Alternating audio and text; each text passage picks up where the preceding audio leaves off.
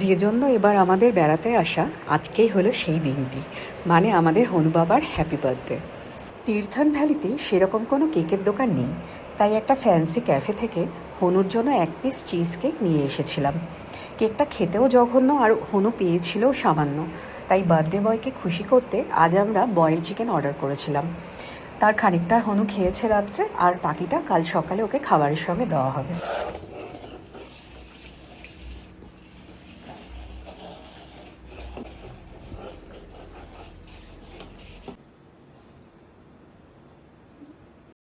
Cake কাটিংয়ের পর birthday boy এখন বাকি কেকটুকু পেরে খাবার চেষ্টায় আছে। যাই হোক, তোমরা কিন্তু বার্থডে বয়কে উইশ করতে ভুলো না যেন।